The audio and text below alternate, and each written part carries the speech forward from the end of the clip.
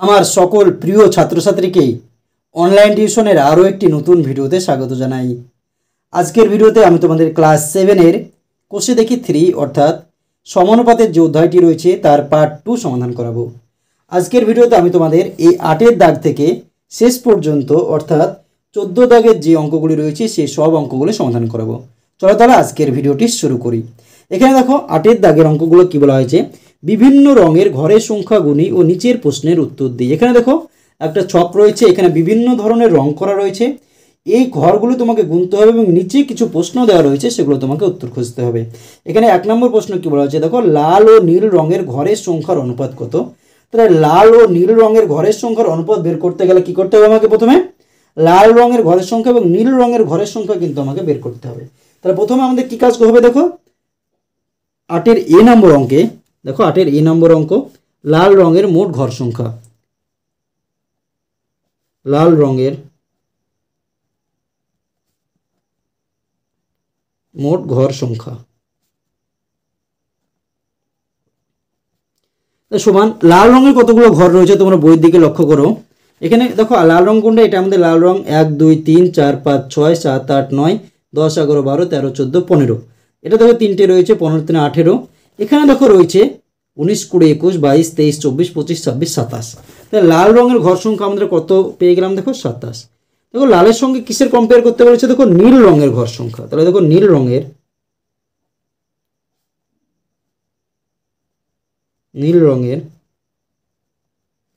মোট ঘর সংখ্যা,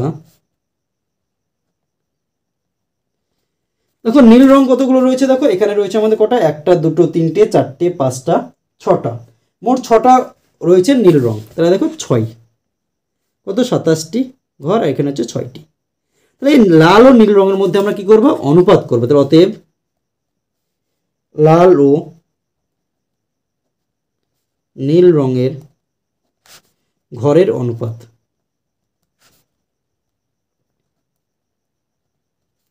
অনুপাত করার সময় কি করবো, লাল রঙের মোট ঘর সংখ্যা যতগুলো রয়েছে সেটা এখানে লিখবো, অনুপাত দেবো। তারপরে লালের পরে কি রয়েছে, নীল, নীল কতগুলো 6টি, অনুপাত দিয়ে লিখে দেবো। এখানে 3 দিয়ে কাটছে, 3 9 27 আর 3 2 6। তাহলে কি হচ্ছে, দেখো 9:2। এটা কিন্তু আমাদের অ্যান্সার চলে আসছে এ নম্বর অঙ্কের ক্ষেত্রে। এবার আমরা দেখে নেব বি নম্বর অঙ্ক কি বলেছে, দেখো বাদামি ও বেগুনি রঙের ঘরের সংখ্যার অনুপাত কত। আমরা চাইলে ডাইরেক্ট এখানে লিখতে পারি, দেখো বি নম্বর অঙ্ক, বাদামি রঙের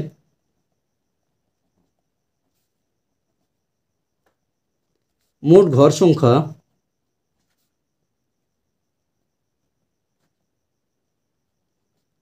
দেখো বাদামি রঙের মোট ঘর কতগুলো রয়েছে, তোমরা বই থেকে লক্ষ্য করো। বাদামি রঙ কোনটা, দেখো এটা কিন্তু আমাদের বাদামি রঙ রয়েছে। সেই বাদামি রঙের মোট কতগুলো ঘর রয়েছে, দেখো 1 2 3 4 5 6 6 12 6 18 18 আর 6 24 30 আর 6 হচ্ছে 36টি। কতগুলো রং রয়েছে, 36টি কিন্তু ঘর রয়েছে আমাদের বাদামি রঙের। তাহলে হচ্ছে 36টি। বাদামির পরে কি রয়েছে, দেখো বেগুনি বলা হয়েছে। তাহলে বেগুনি রঙের মোট ঘর সংখ্যা, বেগুনি রঙের মোট ঘর সংখ্যা, দেখো বেগুনি কতগুলো রং রয়েছে তোমরা বই থেকে লক্ষ্য করো। বেগুনি কোনটা, এখানে দেখো বেগুনি বোঝাটা তোমাদের হচ্ছে দুষ্কর, এটা হয় বেগুনি আমাদের। কতগুলো ঘর রয়েছে, দেখো এদিকে 3টে রয়েছে, এদিকে 1 2 3 4 5 6 7 8 9 10 11 12 13 13, এই লাইনে 13 রয়েছে 26, এই লাইনে 13, তাহলে 3 13 39টি। কতটি, দেখো 39টি। এবার কি করবো, বাদামি ও বেগুনি রঙের ঘরের অনুপাত। বাদামি, অতএব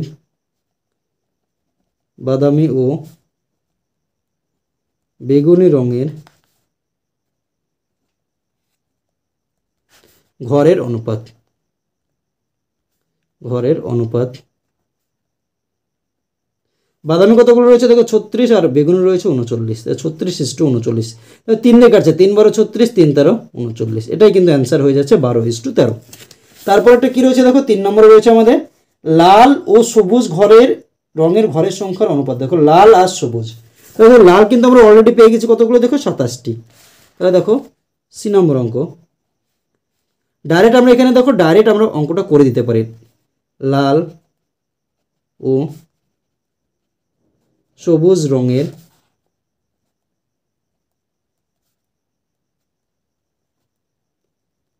ঘরের অনুপাত। তোমরা যদি চাও ডাইরেক্ট করতে তাহলে কিন্তু তোমরা এই এক লাইনে কিন্তু অ্যান্সারটা করে দিতে পারবে। লাল রং কতগুলো পেয়েছিলাম আমরা দেখো 27টি, তো আমরা এখানে কী লিখবো 27। আর সবুজ রং কতগুলো রয়েছে দেখো, সবুজ রংটা এবার আমরা গুনে নেব। কতগুলো রয়েছে দেখো 3, 6, 9 আর 3 12, 3 15 আর 3 হচ্ছে 18। তাহলে এখানে কী হচ্ছে দেখো 27:18। 9 দিয়ে কাটো, 3 9 27 আর 9 দিয়ে গুণে 18, তাহলে 3:2। এটাই কিন্তু অ্যান্সার হয়ে গেল সি নম্বর অঙ্কের ক্ষেত্রে। এবারে দেখে নেব ডি নম্বর অঙ্ক কী বলেছে দেখো, বাদামি ও হলুদ রঙের ঘরের সংখ্যার অনুপাত। ডি নম্বর অঙ্ক দেখো, ডি বাদামি ও হলুদ রঙের ঘরের অনুপাত।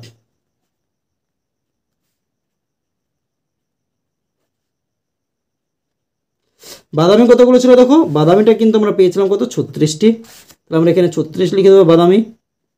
আর হলুদ ঘর কতগুলো রয়েছে দেখো, হলুদ ঘর যদি আমরা গোনার চেষ্টা করি কতগুলো রয়েছে দেখো, এখানে 1 2 3 4 5 6 7, তারপরে দেখো 8 9 10 11 12 13 14 15 16 17 18 19 20 21 22 23 24, কতগুলো রয়েছে দেখো 24টি। তাহলে আমরা এখানে হচ্ছে 36:24। তাহলে দেখো এখানে যদি কাটাকাটি করি দেখো ডাইরেক্ট 12 দিয়ে তোমরা কাটতে পারো, 3 12 36 আর হচ্ছে 12 দুগুণে 24, তাহলে তো 3:2 কিন্তু আমাদের অ্যান্সার হয়ে গেল। তাহলে দেখো পরের অঙ্কটা কি বলা হয়েছে, ই নম্বর অঙ্ক, কোন 4টি রঙের ঘরের সংখ্যা সমানুপাতে আছে। কোন 4টি ঘরের সংখ্যা সমানুপাতে আছে দেখো, সমানুপাত আমরা কীভাবে বের করবো, যেগুলোর আমাদের অনুপাতটা সমান হবে সেগুলো কিন্তু সমানুপাতে রয়েছে। অনুপাত প্রথমে কী রয়েছে দেখো 9:2, তারপর একটা রয়েছে 12:13, এখানে রয়েছে কী রয়েছে দেখো 3:2, এখানে দেখো 3:2। তাই এই দুটো অনুপাত কিন্তু আমাদের সমান। তাহলে এই যে 4টি রং রয়েছে তারা কি রয়েছে সমানুপাতে রয়েছে। 4টি রং কি দেখো, লাল সবুজ আর একটা কী রয়েছে দেখো বাদামি ও হলুদ, এদের কি এই ঘরের সংখ্যাগুলো কী রয়েছে সমানুপাতে রয়েছে, এটা কিন্তু আমরা এবার লিখে দেবো। তাহলে দেখো ই নম্বর অঙ্ক কী কী রয়েছে দেখো, লাল, এই লাল সবুজ, লাল কমা সবুজ এবং বাদামি ও হলুদ রঙের ঘরের সংখ্যা কী রয়েছে সমানুপাতে রয়েছে। ঘরের সংখ্যা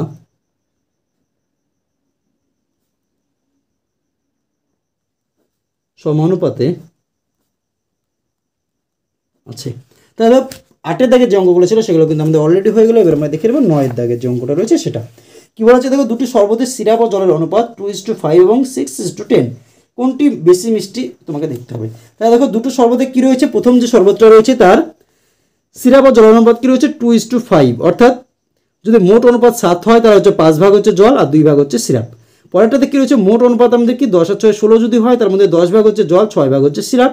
তাহলে কোনটা বেশি মিষ্টি আমরা কী করে বের করবো, এই অনুপাতগুলোকে হচ্ছে আমরা হরগুলোকে সমান করার চেষ্টা করবো, যেটা আমাদের লবটা বড় হবে সেটাই কিন্তু বেশি মিষ্টি। কীভাবে করবো দেখো, 9 নম্বর অঙ্ক, প্রথম শরবতে সিরাপ ও জলের অনুপাত, সিরাপ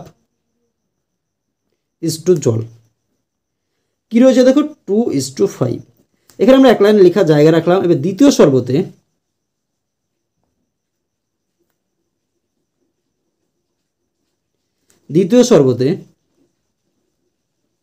সিরাপ ইস্টু জল কী রয়েছে দেখো 6:10।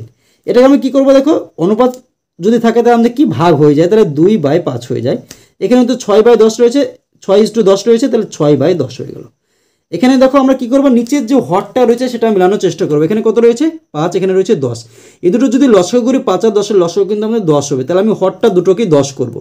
তাহলে নিচে আমাদের দেখো 5 রয়েছে, কয় দিয়ে গুণ করলে 10 হবে, 2 দিয়ে গুণ করে, যেহেতু নিচে 2 দিয়ে গুণ করলাম উপরেও 2 দিয়ে গুণ করবো। তাহলে দেখো 2 2 4, 5 2 10, আর এখানে দেখো অলরেডি 10 রয়েছে, তোমরা চাইলে এখানে 1 দিয়ে গুণ করতে পারো, না করলেও কিন্তু হবে, 6 কে 6 10 কে 10 একই মান থাকবে। এবার দেখো তোমরা ভাবো যে যদি 10 ভাগ আমাদের শরবত হয়, তার ভিতরে এই সিরাপ রয়েছে আমাদের 4 ভাগ, আর এই যে 10-এর মধ্যে হচ্ছে সিরাপ রয়েছে কতটা দেখো 6, অর্থাৎ কোনো একটি শরবতে 10 ভাগ জল রয়েছে, জলটা আমার সমান রয়েছে, কিন্তু সিরাপটা দেখো প্রথম শরবতে কী রয়েছে 4 ভাগ আর হচ্ছে পরেরটাতে রয়েছে 6 ভাগ। তাহলে কোনটাতে বেশি সিরাপ রয়েছে দেখো, দ্বিতীয় শরবতে কিন্তু বেশি সিরাপ রয়েছে। আর দ্বিতীয় শরবতটা কিন্তু আমাদের তাহলে কী হবে, দ্বিতীয় শরবতে যদি বেশি সিরাপ থাকে তাহলে দ্বিতীয় শরবতটা আমাদের কিন্তু মিষ্টি বেশি হবে। তাহলে অতএব দিলি অতএব দ্বিতীয় শরবত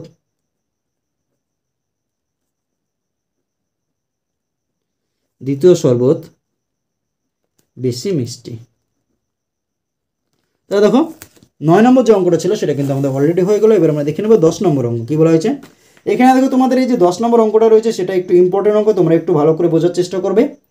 এখানে কী বলছে, জল জমে বরফ হলে আয়তন 10% বাড়ে, কিছু পরিমাণ জল ও তা থেকে বরফের আয়তনের অনুপাত কত লিখি। এখানে কী বলেছে, যদি জল, আমরা কি জানি যে বেশিরভাগ জিনিসই যখন কঠিন হয় তখন তার আয়তন কিন্তু কমে যায়, কিন্তু জল হচ্ছে একটি ব্যতিক্রম জিনিস, যেটাতে যদি তুমি আয়তন জল থেকে বরফ করে দাও তাহলে কী হয়ে যাবে, আয়তন বেড়ে যাবে। তোমরা নিজেরাই পরীক্ষা করবে। একটা হচ্ছে বোতলে একদম হচ্ছে কানায় কানায় জল পূর্ণ করে সেটা হচ্ছে শক্ত করে সিপি লাগিয়ে ডিপে রেখে যদি ডিপে রেখে দাও তাহলে যদি ওই যে বোতলটা ছিল সেখানে যদি কোনো শূন্যস্থান না থাকে তাহলে কী হয়ে যাবে, যখন বরফ হয়ে যাবে তখন জলটা বরফ হলে আয়তন বেড়ে যাবে। কিন্তু যেহেতু তুমি কি করেছো, সিপিটা তুমি শক্তভাবে আটকিয়ে দিয়েছো, তার জন্য দেখবে তোমার এই যে বোতলটা ছিল সেটা ফাটিয়ে ফেলবে। কারণ কি, যে জলটা যখন বরফে পরিণত হচ্ছে তখন তার আয়তনটা বৃদ্ধি পাচ্ছে।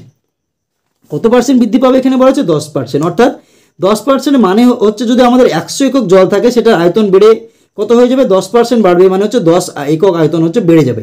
তাহলে 100 একক জল ছিল, তাহলে বরফ কত হয়ে যাবে, 100 প্লাস কিন্তু 10, তাহলে 110 একক কিন্তু কী হয়ে যাবে, বরফ কিন্তু আমাদের হয়ে যাবে। 10% মানেই হচ্ছে 10% মানে কি, আমরা জানি পার্সেন্ট তুললে কী হবে, 10/100। 100 যদি একক যদি কোনো কিছুর আয়তন থাকে তার মধ্যে 10 একক কিন্তু আয়তন বৃদ্ধি পাবে। তাহলে আমরা 10 নম্বর অঙ্কটা এবার আমরা সমাধান করার চেষ্টা করব। এখানে দেখো জলের পরিমাণটা কিন্তু আমাদের বলা হয়নি, আমরা জলের পরিমাণটা নিজের ইচ্ছা মতো ধরে নেব। দেখো ধরি,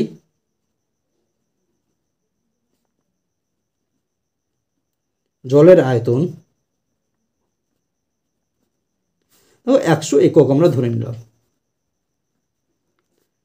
জল জমে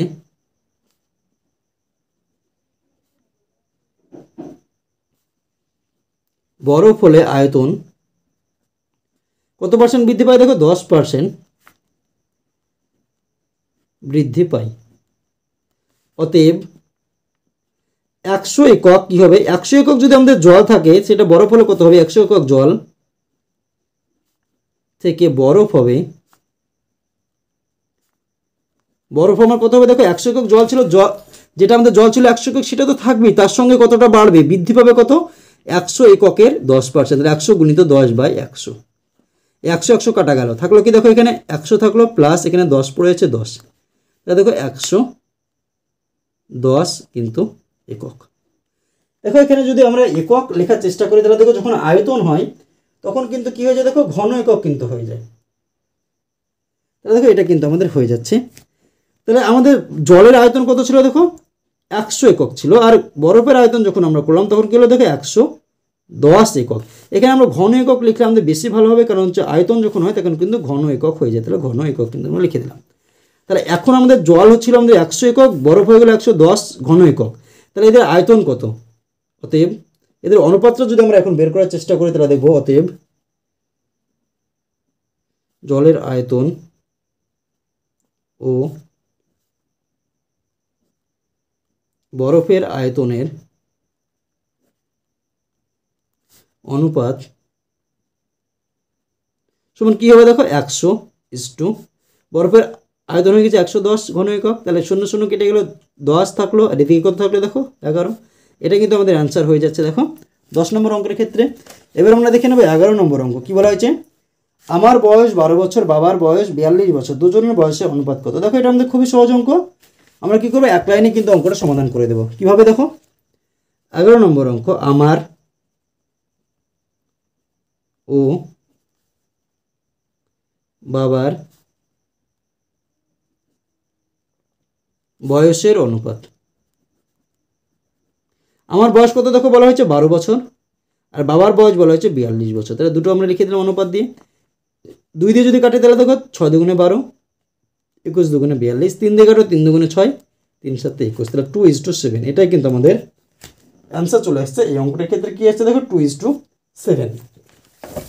এরপর আমরা দেখে নেব পরবর্তী অঙ্ক। দেখো 12 নম্বর অঙ্কটা কি বলা হয়েছে, প্রীতমের গল্পের বই ও পড়ার বইয়ের সংখ্যার অনুপাত হচ্ছে 2:5। প্রীতমের গল্পের বই হচ্ছে 4টি হলে পড়ার বই কতগুলো হিসাব করে। দেখো এরকম অঙ্ক তোমাদের কিন্তু 2 নম্বর অধ্যায়ে অনেকগুলো ছিল, ঠিক সেইভাবে কিন্তু আমরা এটাগুলোকে সমাধান করব। কি করব, প্রীতমের গল্পের বই অনুপাত পড়ার বই সমান হচ্ছে 2:5। এটাকে আমরা প্রথমে লেখার চেষ্টা করব।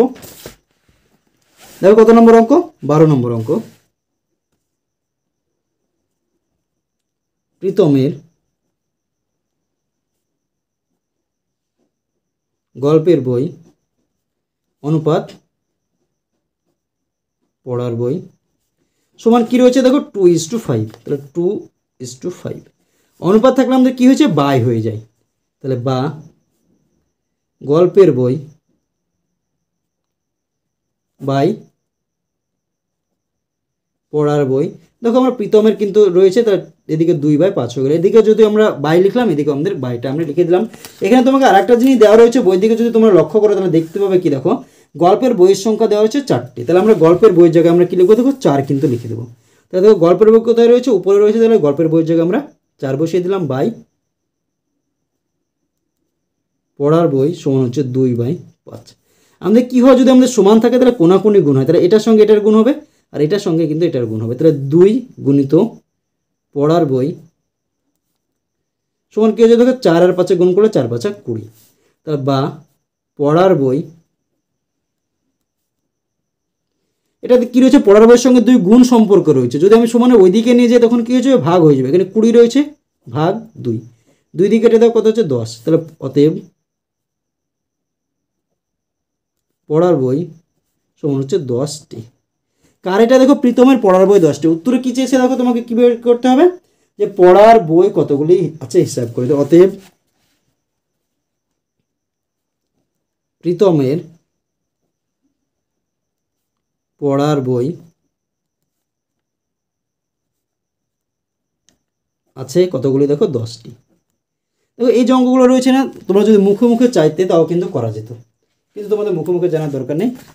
এবার আমরা দেখে নেব পরবর্তী অঙ্ক। দেখো 13 নম্বর অঙ্ক কী বলা হয়েছে, মালা গাঁথার জন্য জবা ও গাঁদা ফুল মিলিয়ে মোট 105টি ফুল তোলা হয়েছে। জবা ও গাঁদা ফুলের সংখ্যার অনুপাত 3:4। কতগুলি জবা ফুল কতগুলি গাঁদা ফুল আছে হিসেব করি, আর কতগুলি জবা ফুল দিলে দুরকম ফুলের সংখ্যার অনুপাত সমান হবে দেখি। এখানে কি বলা হয়েছে, দেখো জবা ফুল আর গাঁদা ফুল মিলে মোট হচ্ছে 105টি ফুল তোলা হয়েছে, কিন্তু তাদের এই যে জবা ফুল আর গাঁদা ফুলের অনুপাত কি বলা হয়েছে 3:4।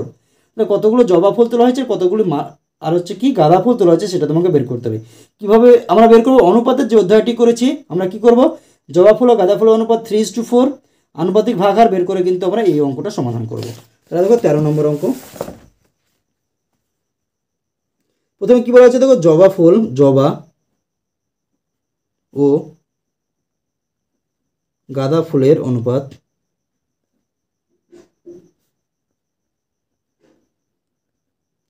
কি রয়েছে, দেখো 3:4। তাহলে দেখো জবা ফুলের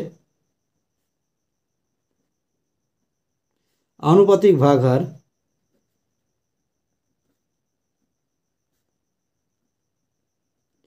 জবা ফুল আনুপাতিক ভাগহার, দেখো জবা ফুলকে দেখো জবা ফুল প্রথমে রয়েছে, তাহলে প্রথম অনুপাতটা হচ্ছে জবা ফুলের।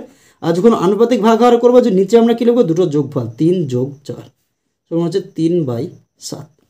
জবা ফুলের পরে কী রয়েছে, দেখো গাঁদা ফুলের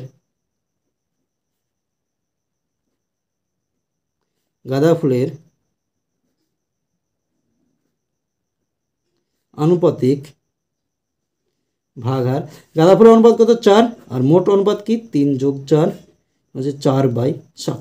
এবার কি বলেছে, দেখো 105টি টোটাল ফুল তোলা হয়েছে 105টি, তাহলে 105টি ফুলের মধ্যে জবা ফুল আছে, দেখো 105টি ফুলের মধ্যে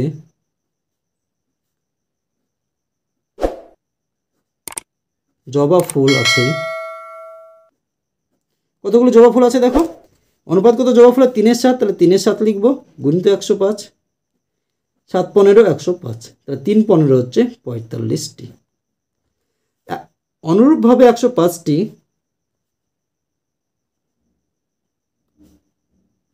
ফুলের মধ্যে কোন ফুল আছে, গাঁদা ফুল আছে,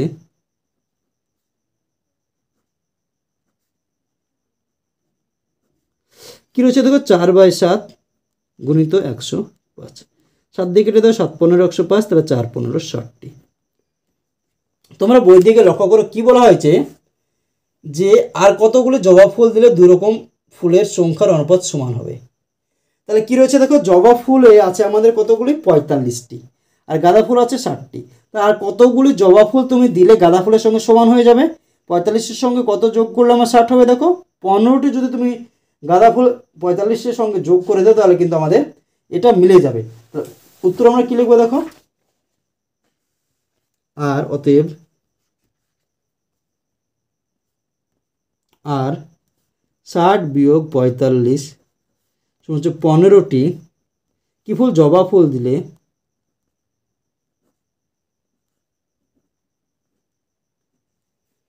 দুরকম ফুলের সংখ্যা কি হয়ে যাবে, সমান হবে। দুরকম দিলে দুরকম ফুলের সংখ্যা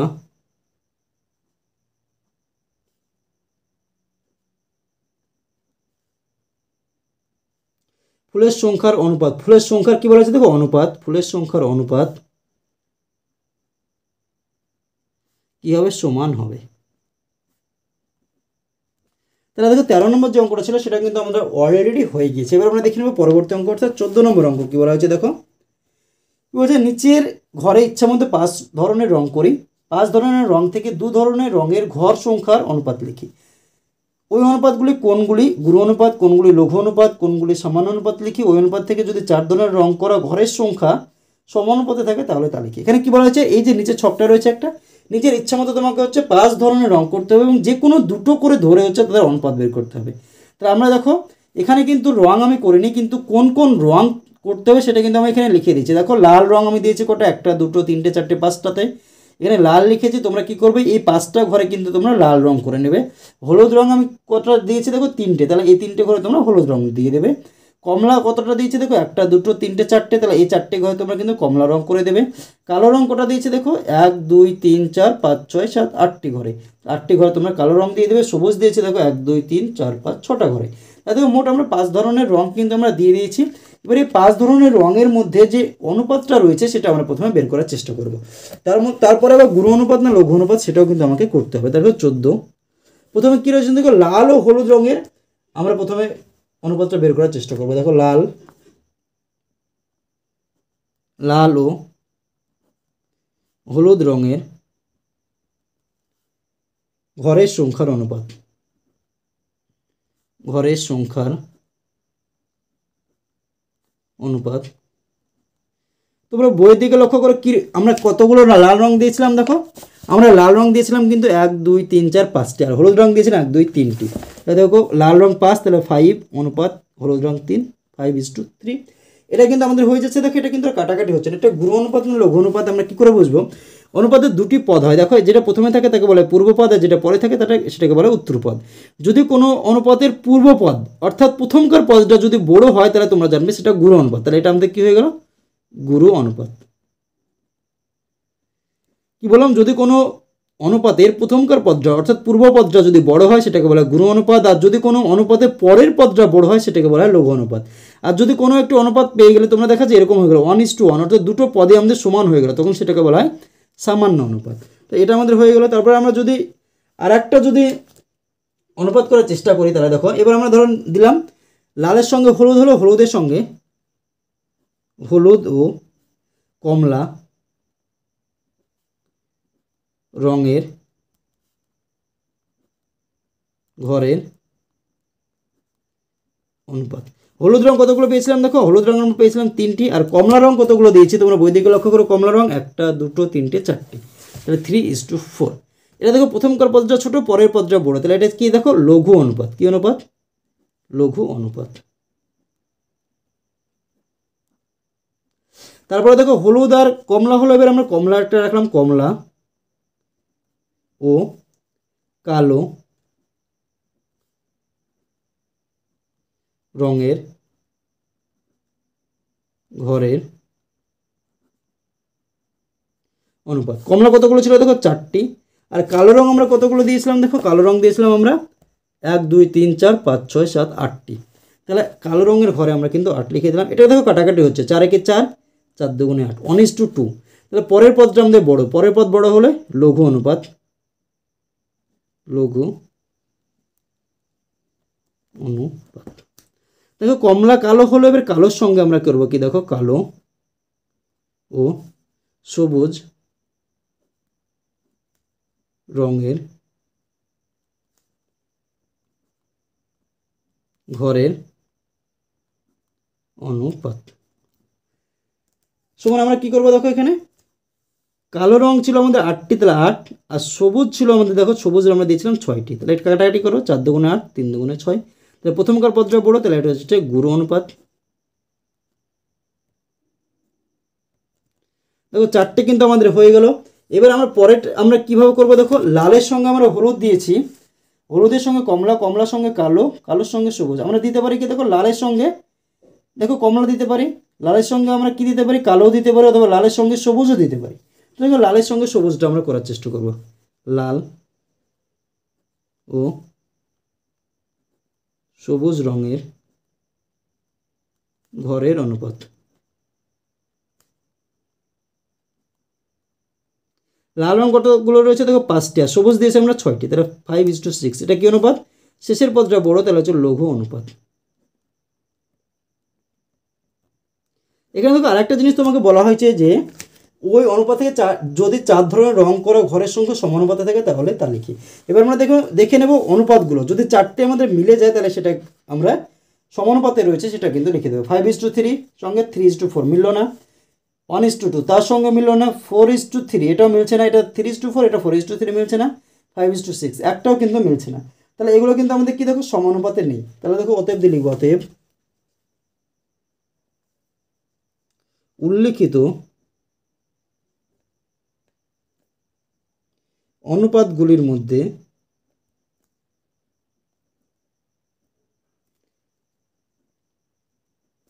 কোনো 4টি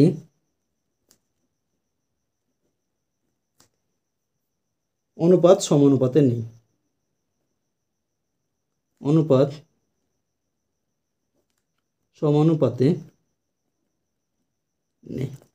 তাহলে দেখো আজকের ভিডিওতে আমি তোমাদের ক্লাস 7-এর কোষে দেখি 3 অর্থাৎ সমানুপাতের যে অধ্যায়টি রয়েছে তার 8 থেকে 14 পর্যন্ত যে অঙ্কগুলি ছিল সেই অঙ্কগুলি সমাধান করলাম।